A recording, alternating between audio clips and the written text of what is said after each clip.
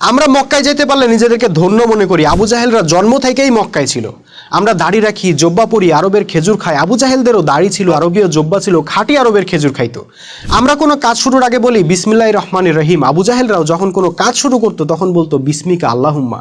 আমরা কাবাকে আল্লাহর ঘর বইলা বিশ্বাস করি, প্রতি বছর হজ উমরা করতে যাই। আবু জাহেলরাও কাবাকে আল্লাহর ঘর বইলা বিশ্বাস করতো, প্রতি বছর হজ করতো, উমরা করতো। আমরা ইব্রাহিম আলাইহিস সালামকে জাতির পিতা মনে করি, সুন্নতে খাতনা করি, পশু কুরবানি দেই। আবু জাহেলরাও নিজেদেরকে মিল্লাতে ইব্রাহিম বলে বিশ্বাস করতো, খতনা করতো, পশু কুরবানি দিত।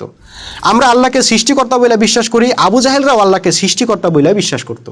কোরআনে আল্লাহ নিজেই এটা বলছেন। আমরা আল্লাহকে উপাস্য মনে করি, নিজেদের নাম আব্দুল্লাহ রাখি, আব্দুর রহমান রাখি। আবু জাহেলরাও নিজেদেরকে আল্লাহর উপাসক বলে বিশ্বাস করতো, সেজন্য নিজেদের নাম আব্দুল্লাহ, আব্দুর রহমান রাখতো।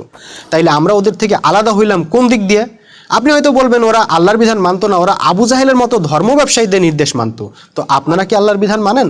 ওরা যেমন আল্লাহর উপাসনা করলো, আল্লাহর বিধান মানতো না, আবু জাহেলদের তৈরি বিধান মানতো, তেমনি আপনারাও তো আল্লাহর বিধান মানেন না। ব্রিটিশ প্রভুদের দেওয়া বিধানে আপনাদের রাজনীতি, অর্থনীতি, বিচার ব্যবস্থা চলে। তাহলে ওদের উপাসনা যদি ব্যর্থ হয়, আল্লাহ গ্রহণ না করেন, তাহলে আপনার উপাসনা ঠিক কোন কারণে আল্লাহ গ্রহণ করবেন একটু বলেন তো।